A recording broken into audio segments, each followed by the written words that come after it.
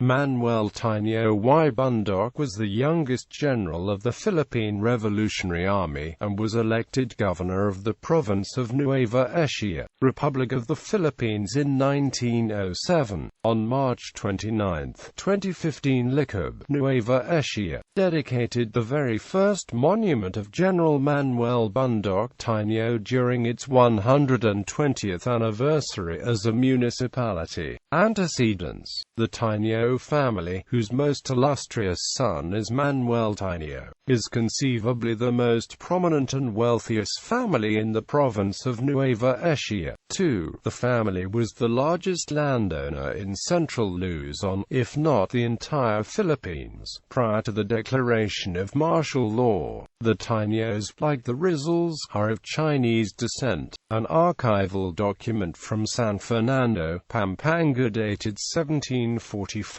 describes a certain Domingo Tinio as a Chino Cristiano, a baptized Chinese. Juan Tinio, the first ancestor on record, had twin sons who were baptized in Gapan in 1750.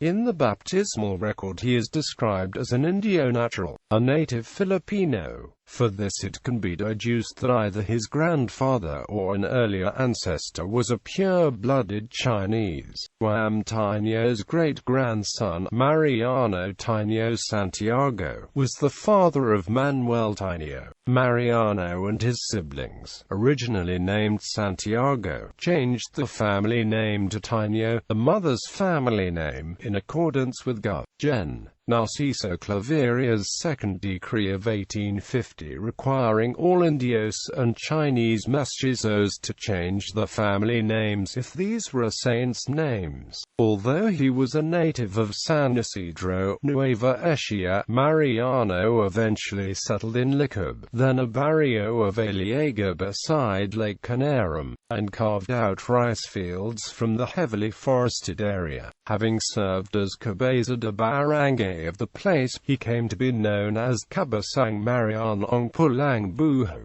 Although he eventually became a big landowner, he lived very simply on his lands. Mariano was a man of strong principles, and even led a petition to the Governor-General denouncing the corruption and abuses of the alcalde mayor, the governor of Nueva Ecija, and asking for his recall. Cabasang Mariano married several times and, in the fashion of the time, engaged in extramarital affairs, siring numerous progeny. His fourth and last wife was Silveria Misadsad Bundoc of Entablado, Cabiao. He died on October 11, 1889 in Licab. Silveria, a woman of very strong character, lived on until the 2-inches decade of the 20th century. Manuel Tinio was born to Silveria on June 17, 1877 in Licab, a barrio of Aliaga that became an independent municipality in 1890.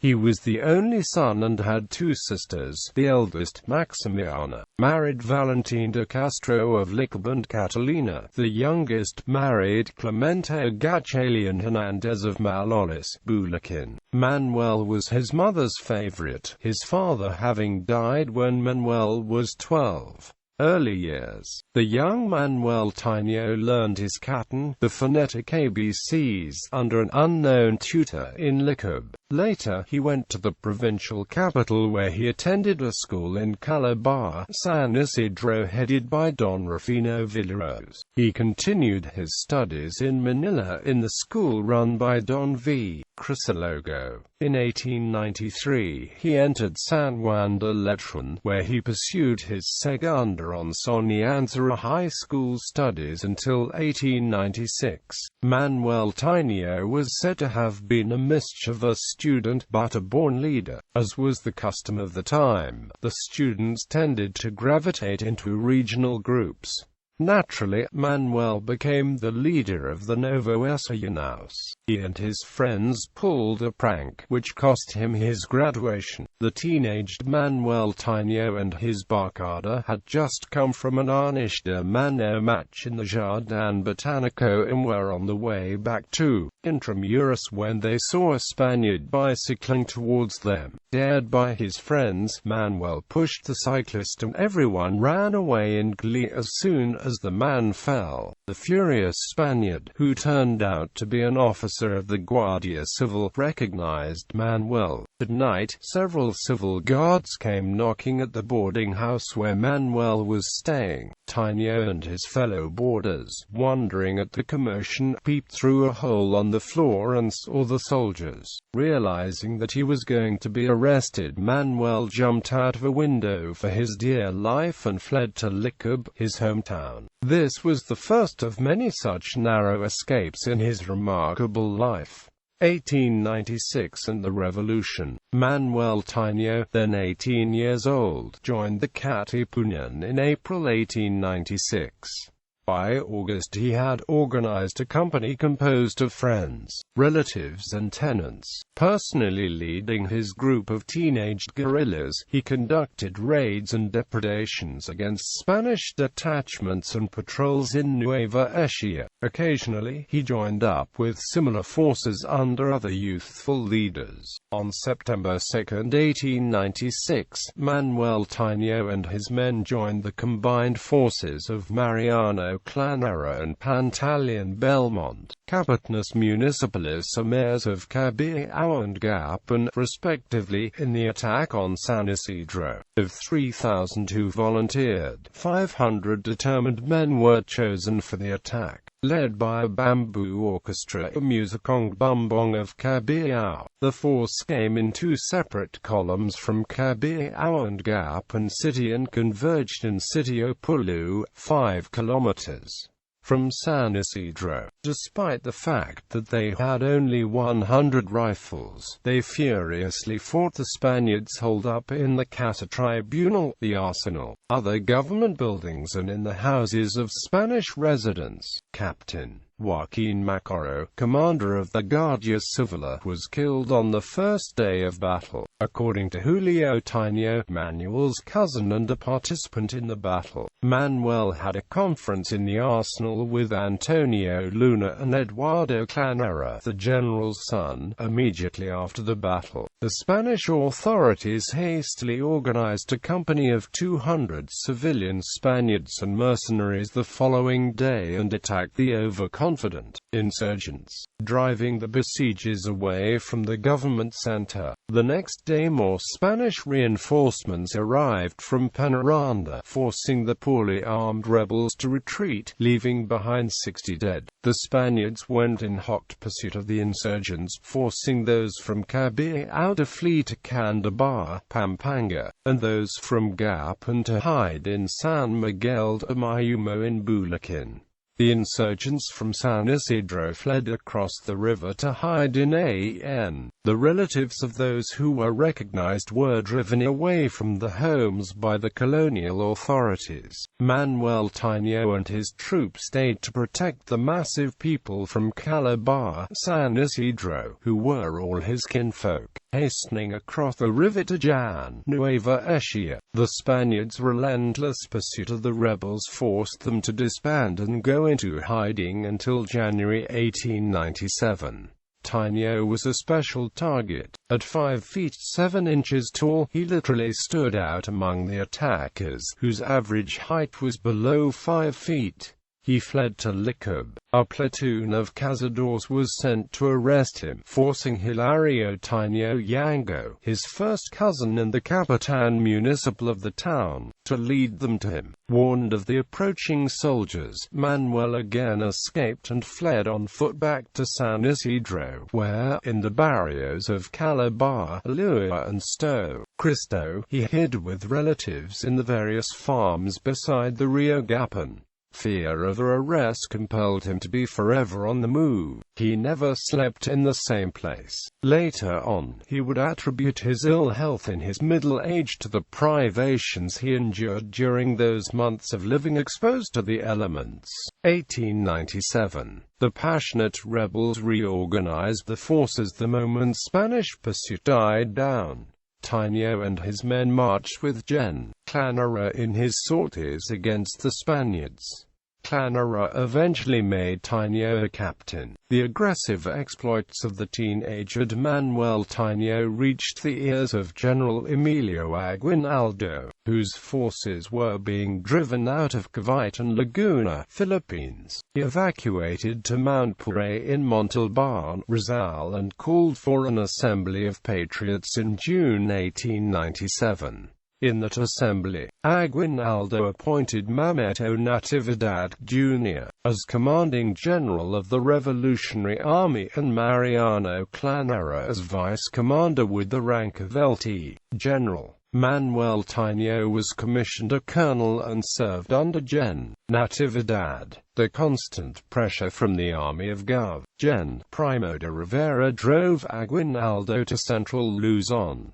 In August, Gen. Aguinaldo decided to move his force of 500 men to the caves of Bic Narbato in San Miguel, Bulacan because the area was easier to defend. There, his forces joined up with those of Gen. Stannered. With the help of Pedro Patino, a prominent Philippines lawyer, Aguinaldo began negotiating a truce with the Spanish government in exchange for reforms, an indemnity, and safe conduct.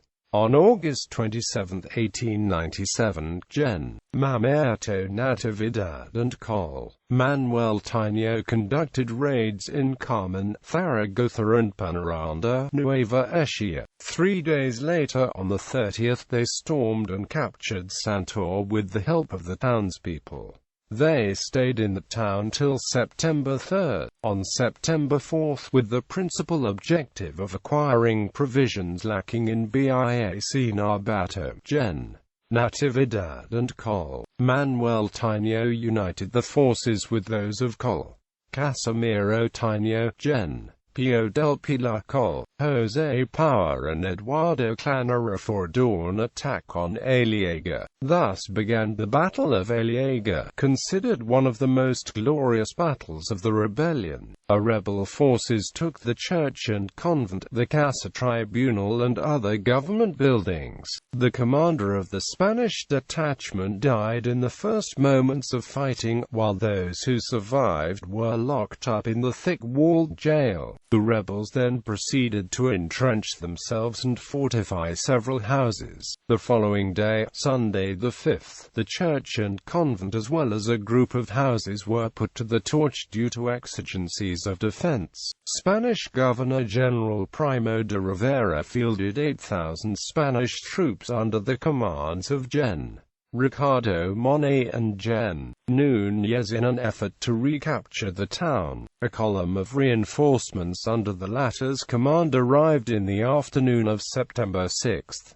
They were met with such a tremendous hail of bullets that the general, 2 captains and many soldiers were wounded, forcing the Spaniards to retreat a kilometer away from the town to await the arrival of Gen. Monet and his men. Even with the reinforcements, the Spaniards were overly cautious in attacking the insurgents. When they did so the next day, they found the town already abandoned by the rebels who had gone back to Bic Narbato. Filipino casualties numbered 8 dead and 10 wounded. Gen. Natividad and Col.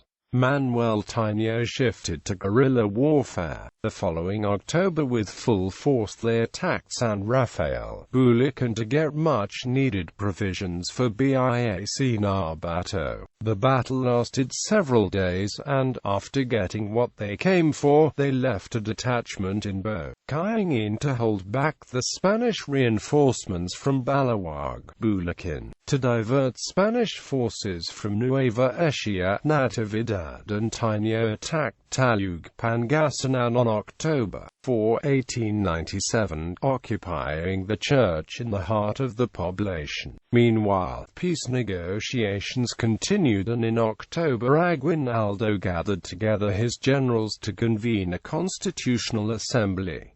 On November 1, 1897, the constitution was unanimously approved, and on that day the Biak Nabata Republic was established. However, Gen. Natividad, who believed in the revolution, opposed the peace negotiations and continued to fight indefatigably from Biak Nabato. On November 9, while leading a force of 200 men with Gen. Pio del Pilar and Col. Ignacio Power, Natividad was killed in action in Entablado Cabiao. Colonel Manuel Tinio brought the corpse back to the general's grieving wife in Biak Nabato. With the death of the army's commanding general, Col. Manuel Tinio was commissioned brigadier general and designated as commanding general of operations on November 20, 1897. Gen. Tinio, all of 20 years, became the youngest general of the Philippine Revolutionary Army.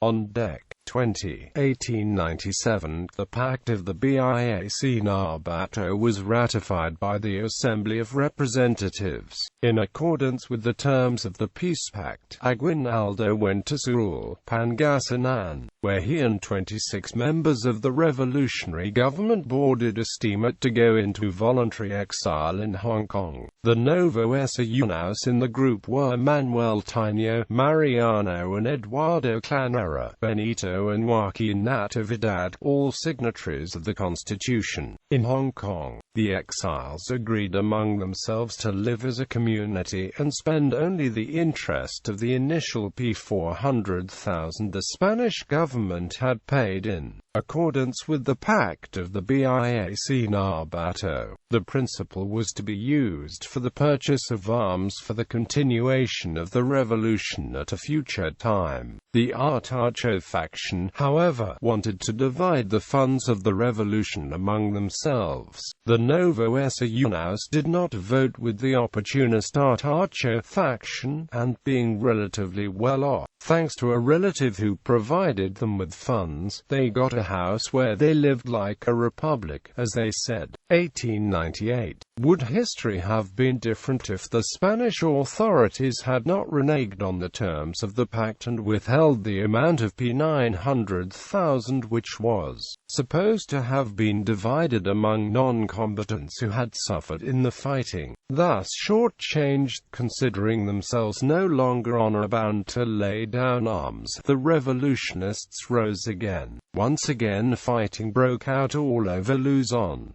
In Nueva Ecija, the rebels captured the towns again one by one, but American intervention was on the way. As early as February 1898, an American naval squadron had steamed into Manila Bay. On May 1, less than a week after the declaration of the Spanish-American War, the American naval squadron completely destroyed the Spanish fleet. Admiral Dewey of the United States of America immediately dispatched the revenue cutter McCulloch to Hong Kong to fetch Aguinaldo, who returned to the Philippines on May 19. On May 21, Aguinaldo issued a proclamation asking the nation to rally behind him in a second attempt to obtain independence. Revolutionary leaders promptly stepped up the raids and ambuscades on Spanish garrisons in central Luzon, capturing more than 5,000 prisoners. By the end of May, the whole of central and southern Luzon, except Manila, was practically in Filipino hands. Aguinaldo promptly established a dictatorial government on May 24, with himself as Supremo, and proclaimed Philippine independence on June 12, 1898. Apolinario Mabini, however, prevailed upon Aguinaldo to decree the establishment of a revolutionary government on June 23.